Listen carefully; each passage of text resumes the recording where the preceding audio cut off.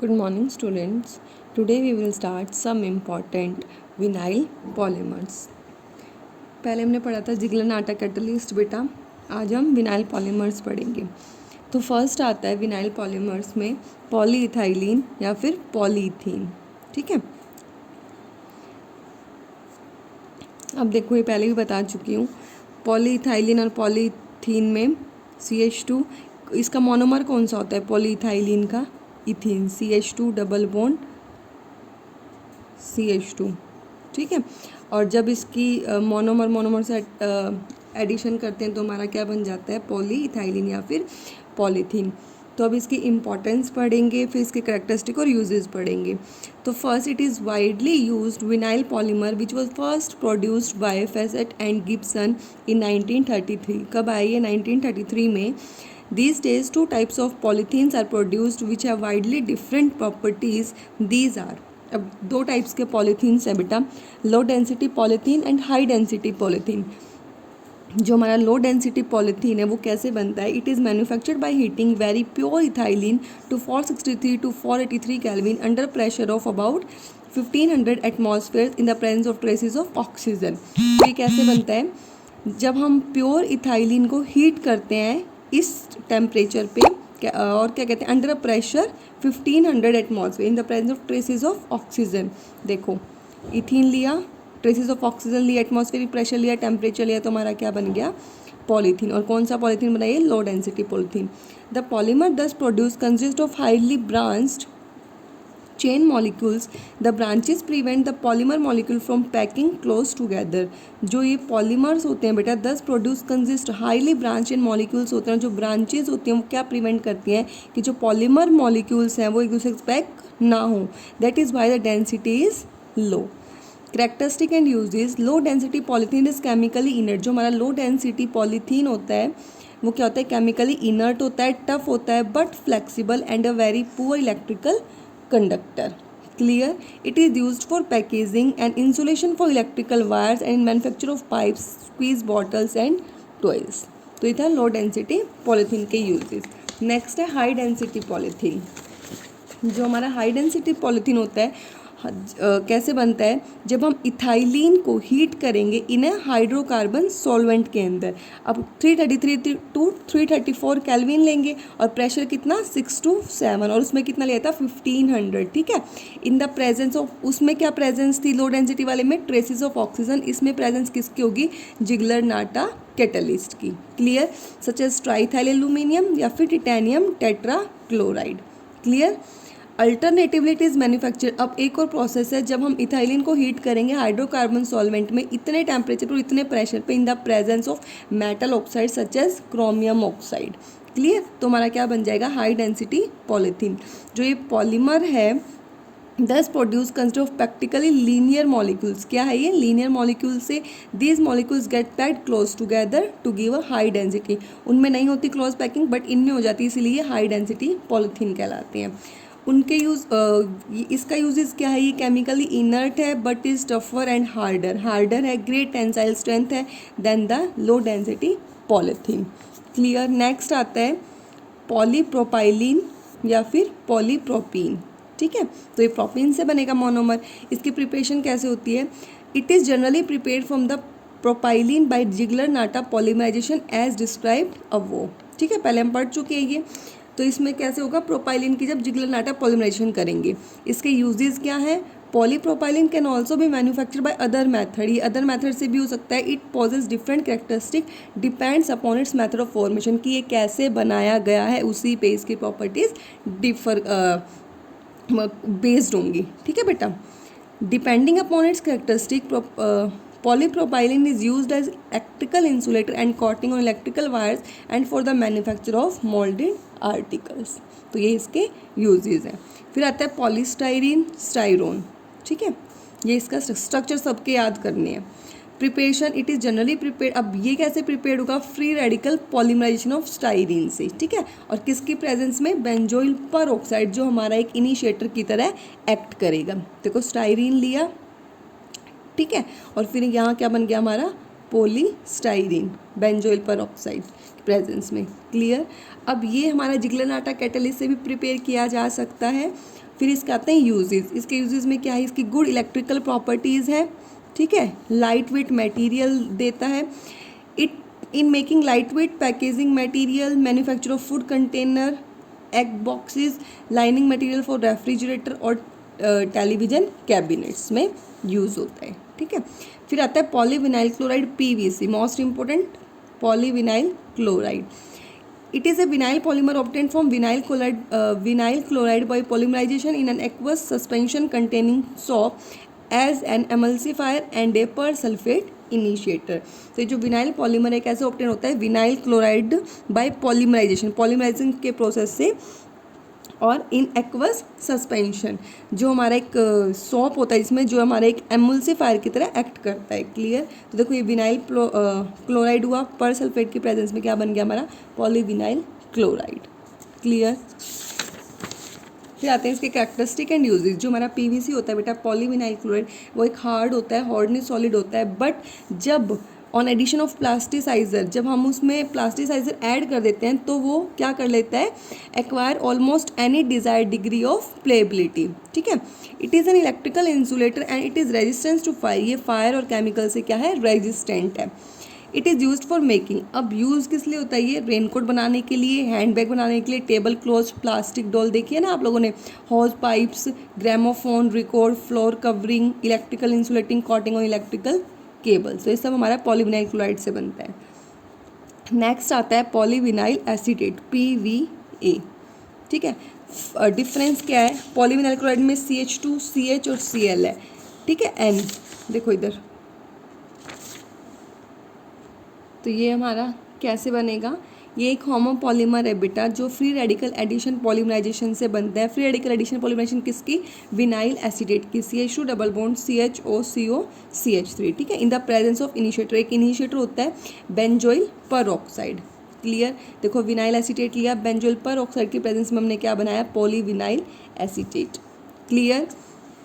फिर आता है vinyl acetate required for this purpose is itself obtained by passing a mixture. अब जो विनाइल एसीटेट जो इसके लिए हमें चाहिए इस पर्पज़ के लिए, वो क्या होगा, कैसे बनेगा, by passing a mixture of ethylene acetic acid vapour and oxygen over a heated catalyst consisting of PDCl2 and CuCl2, ठीक है, ले लिया तो क्या बन गया हमारा विनाइल एसिटेट, और फिर हम ये वाली रिएक्शन करेंगे, क्लियर।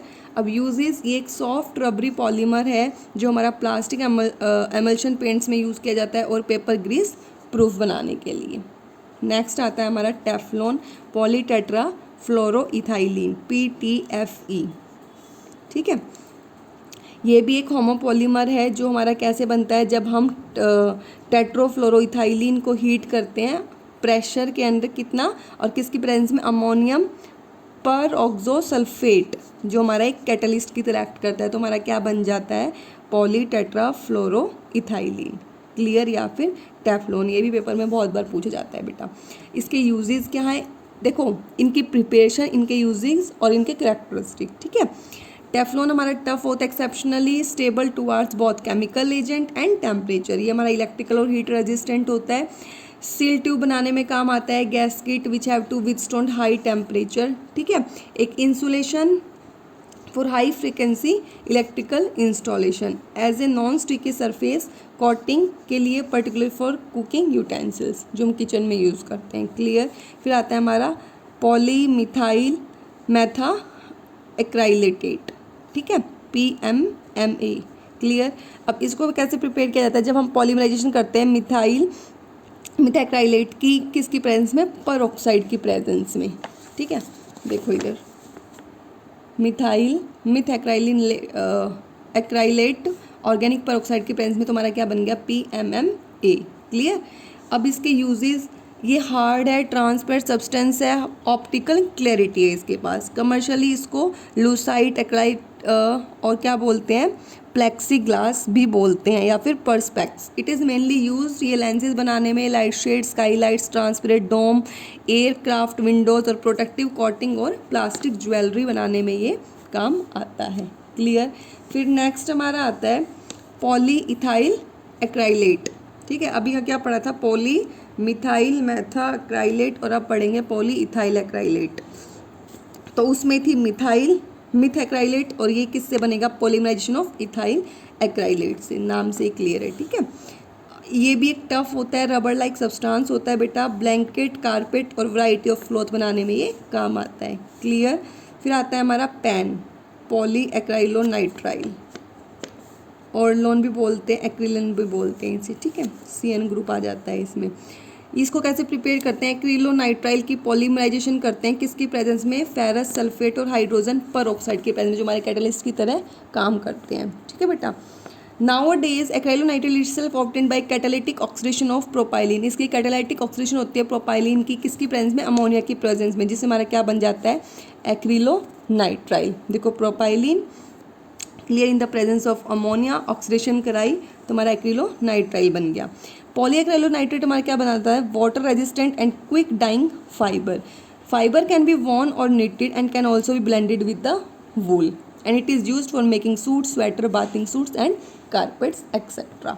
तो आज के लिए क्या करोगे आप लोग, सम इम्पॉर्टेंट विनाइल पॉलीमर्स पढ़ोगे, क्लियर। एक लास्ट टॉपिक और करा देते हैं, कंडेंसेशन और स्ट्रैप ग्रोथ पॉलीमराइजेशन।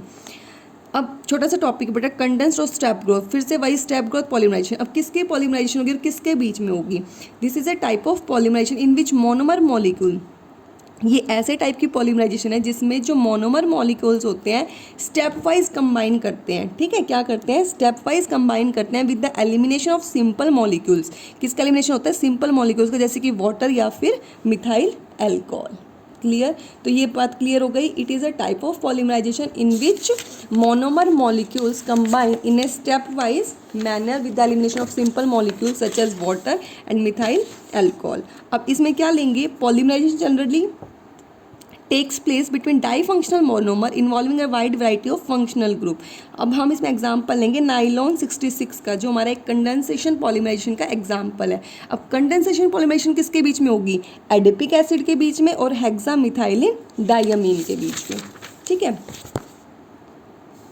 तो किस किस के बीच में थी, पहले यहाँ लिख लेते हैं, कंडेंसेशन पॉलीमराइजेशन या फिर स्टेप ग्रोथ पॉलीमराइजेशन, क्लियर। अब किस किस के बीच में लेनी है, एडिपिक एसिड प्लस हमारा हेक्सा मिथाइलिन डायमीन, ठीक है। तो अब एडिपिक एसिड का formula C double bond O CH2 4 C double bond O, एक minute, OH plus H2N CH2 6 NH2, ठीक है। ये हमारा क्या हो जाएगा, एडिपिक एसिड और ये हेक्सा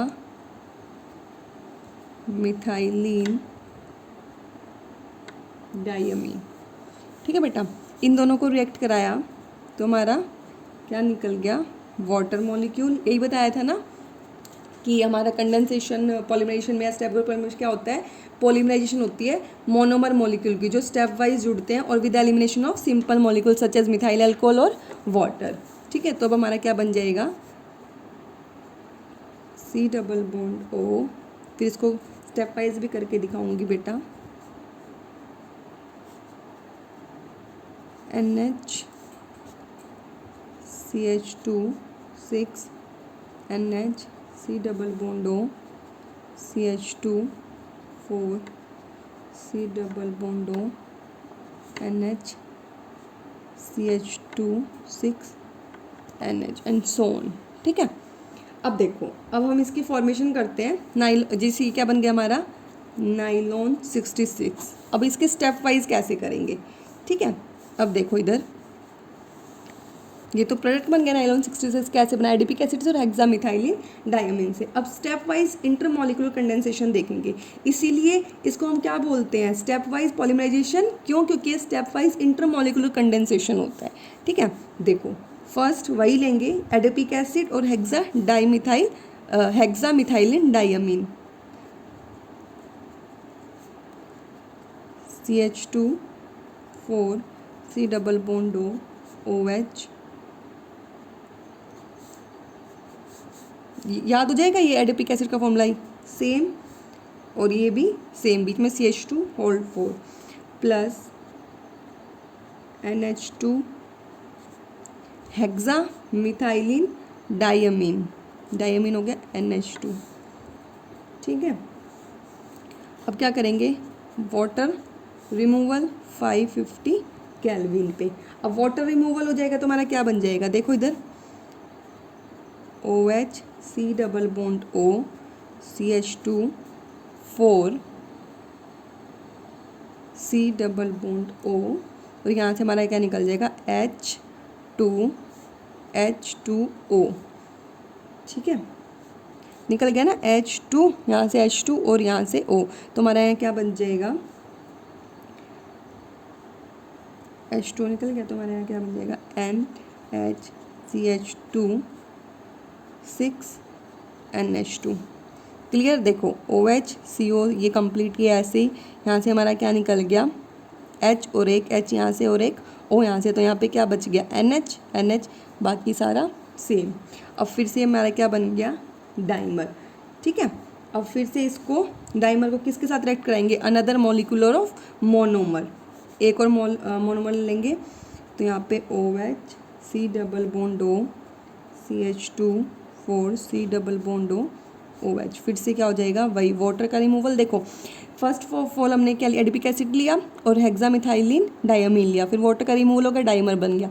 ये डाइमर फिर से रिएक्ट करेगा मोनोमर मॉलिक्यूल के साथ और फिर से रिएक्ट करेगा, तो फिर से क्या हो जाएगा वाटर का रिमूवल हो जाएगा, और फिर से हमारा क्या बन जाएगा दोबारा से क्या बनेगा टेट्रामर। ठीक है, तो अब की बार कैसे करेंगे, सेम ऐसे ही OH C double bond O CH2 4, यहाँ से फिर से निकल जाएगा ना अगर हम रिएक्ट करेंगे। देखो तो हमारे यहाँ पे क्या बन जाएगा NHCH2 6 NHCO CH2 4 COOH। Clear, और फिर हमारा then diamine, then diacid and so on. Clear, और लास्ट में हमारा फिर आ जाएगा CH2। ये ग्रुप याद रख लेना। ठीक है, देखो अभी तक तो हमने पहले 1 2 फिर 1 2 3 और नाइलॉन 60 में कितने थे 1 2 3 4। क्लियर, तो CH2 C double bond O NHCH2 6 NHCO CH2 4 C double bond O NHCH2 6, और ये हमारा NH, ये क्या हो गया हमारा नाइलॉन 66। ठीक है, तो ये क्या थी स्टेप वाइज इंटरमोलिकुलर कंडेंसेशन। जो ये रिएक्शन होती है बेटा, ये फ्री रेडिकल या आयंस पे डिपेंड नहीं करती है। दो डाई फंक्शनल मोनोमर लेते हैं जो रिएक्ट करते हैं आपस में और क्या बना लेते हैं डाइमर। फिर जो डाइमर बनता है वो भी क्या है हमारा डाई फंक्शनल है। फिर से वो डाइमर किसके साथ रिएक्ट करेगा अनदर मॉलिक्यूल ऑफ मोनोमर। ठीक है, या फिर दो डाइमर के साथ जो हमारे क्या बना देंगे टेट्रामर बना देंगे। ठीक है, और जो प्रोडक्ट होगा हर एक स्टेप पे वो क्या होगा डाई फंक्शनल स्पीसीज होगी। ठीक है, और ऐसे ही कंडेंसेशन रिएक्शन होती चली जाएगी, पॉलीमर चेन बनती चली जाएगी, ग्रोथ होती चली जाएगी उसकी स्टेप बाय स्टेप, और लास्ट में हमारा क्या बन जाएगा नाइलॉन 66। क्लियर, तो ये था आप लोगों का कंडेंसेशन पॉलीमराइजेशन या फिर step growth polymerisation. Clear, thank you.